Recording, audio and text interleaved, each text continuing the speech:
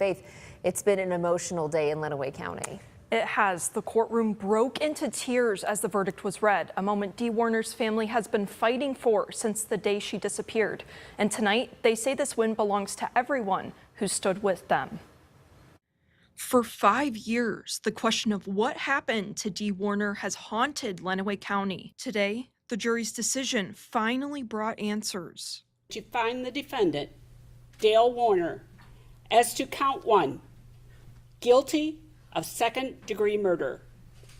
As to count 2, guilty of tampering with evidence. Dale Warner found guilty of murdering his wife, Dee Warner. Her family overcome with emotion as the verdict was read. Dee's brother, Greg Hardy, says they never stopped fighting for this moment. Whatever it was going to take.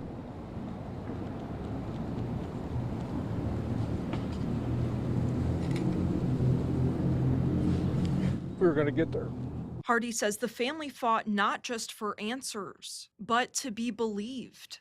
It was hard to convince people, authorities included, that we knew what we knew. And so we just had to keep persisting until we could get enough people. Today, a jury agreed, holding Warner responsible for what Hardy calls an unthinkable act. It's impossible to conceive how someone would be that evil. While the verdict is a victory for Dee's loved ones, it's a disappointing outcome for Warner's defense team. He obviously was upset, if any human being would be, but he knew this was a possible outcome. We respect the work that the jury put in, and Mr. Warner does plan to appeal. With sentencing set for May 7th, Hardy says this moment belongs not just to their family, but to the people of Lenawee County. The biggest part of that has been the public and their willingness to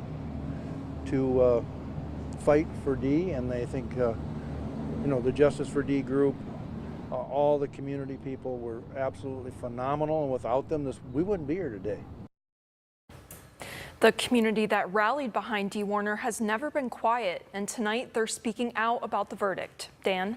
That's right. Caden says his love for the sport flourished when his mom enrolled him and his twin brother into classes at the studio she owns in Van Wert. And after playing basketball, soccer, and even trying karate growing up, he says he always came back to dance and now dances at the collegiate level. 5, 6, 7, 8, hit! It's all I've ever known. It's more than a hobby or sport. It's just my life. BGSU sophomore Caden Homan spends a lot of time in front of the mirror. Let's go, BG! Learning new choreography, perfecting every formation, to get ready for showtime. For the second year in a row since the early 2000s, Homan is the only male dancer on the BGSU dance team roster. But even outside of practice, he finds time to fit in even more flips and turns. I also like to go to the rec center and go into the racquetball studios and dance on my own as well. His heart tells him he wants to be dancing. I think he'll be a lifer. The BGSU dance team is part of the Spirit programming and falls under the university umbrella, not athletics, and all Spirit programming is co-ed. As a male dancer in a predominantly female sport, Homan says breaking stereotypes can be challenging. I always feel like male dancers are watched and because they do stick out, and so I feel like I had to overcome and find a program that would want me, because not every team wants a boy in the program. But BGSU Spirit coordinator Tyler Bill says that wasn't the case with Homan. Very much the question mark of like, are we going to have a male dancer this year? And it was as soon as he stepped in and started displaying his skills, I'm like, well, there's no question. While juggling practices and games with classes can be overwhelming, Homan says the minute he takes the field, it's all worth it. I'm very grateful for this program and that they were open to even having a boy on the team, and that I've been able to make my mark and hopefully inspire other male dancers to pursue collegiate dance. Hey! Homan says his dance career is just beginning and hopes to either move to LA or take over his mom's studio in Ohio. You can find the dance team at every home football, volleyball, and basketball game. Reporting in studio, Faith Zochowski, WTOL 11. Faith, what did they have to say? The protest is over out here, but some have moved inside where the Monclova Township Board of Trustees meeting is underway to display their signs in silent protest. And protesters say they're not against the centers themselves, they just don't want to see one here. Protesters I spoke with say they're concerned about their health if a data center were to come to the township. While township trustees say there's no plan as of right now for a data center here, trustees did approve of a zoning change back in March to open the door for a data center if the opportunity were to come up. And while trustees say the data center is merely speculation right now, it's still leaving neighbors frustrated. This is not fighting data center growth. This is about the location of where these data centers are going in and how they're affecting communities, our health, our finances, and the ecosystem. WTOL has learned Lucas County is actively courting data centers. County officials tell us there is a balancing act between potential benefits and concerns about the centers. We are told one large facility could generate $20 million a year in property taxes, but it won't employ hundreds of people like traditional manufacturers. However, we're told data centers do require hundreds of contractors for ongoing maintenance and construction. Protesters say they'll continue the fight and plan to hold more protests in the future. They also started a petition, which you can find on their Facebook page. Reporting live in Monclova Township, Faith Zochowski, WTOL 11. You just got an update from TPD. What can you tell us? Yes, Dan, I'm going to take a step out of the way so you can get a better look at the scene, but you're right, we do have an update from TPD. We are told we have one person that was shot right inside the front door. That person is in critical condition, was shot multiple times. There's no one in custody, and they are working on suspects right now. Again, that's TPD telling us this information. That call was around 3 p.m.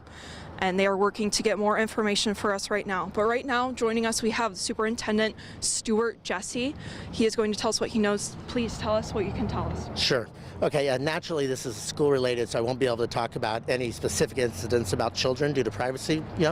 All I can say is that today we had our armed security in place, and another student came into the building. He got about 2 feet in the building and did what he did. So, and of course, we're taking this very seriously. As you've already noticed, there's police here. They will take care of it on their end as well. Our school is safe, and because we do have our armed security, and yeah. And can you tell us a little bit more about the academy itself for those who don't know? Yeah, sure. Glass City Academy is a dropout recovery school. We service students 14 to 22 years old that are trying to finish their high school diploma. Thank you. Anything else you'd like to add? No, just that, we do take safety and security seriously here. We're going to make sure that our staff and students continue to be safe despite this incident. Thank you very much for joining us. You're very welcome. And again, we'll head it back to you guys. We will continue to cover this on air and online and give you updates as we learn more. Reporting live in Toledo, Faith Zochowski, WTOL 11.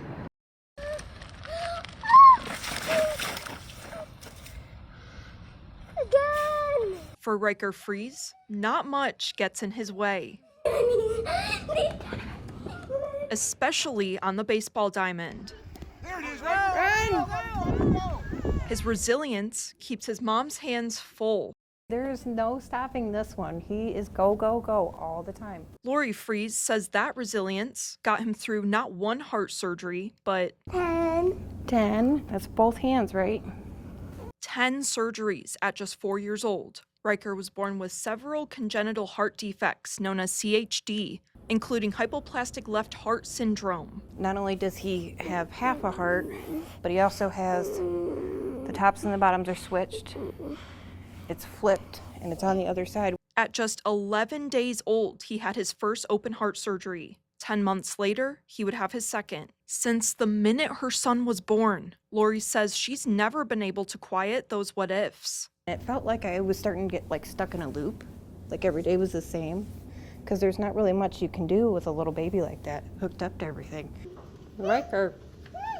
But now 4 years later, I tell people all the time, you wouldn't know he has anything going on. While Riker's heart is stable, it does hurt, not in the way you think. His best friend Lindy was born with the same condition, but lost her battle in April 2024 at just 4 years old. Her memory lives through this card, something Riker and his mom don't leave the house without. Do you have a whole heart?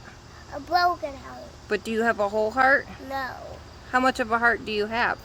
2 pieces. But no matter how many tests, appointments, or hospital visits, not much gets in Riker's way. I love my mama.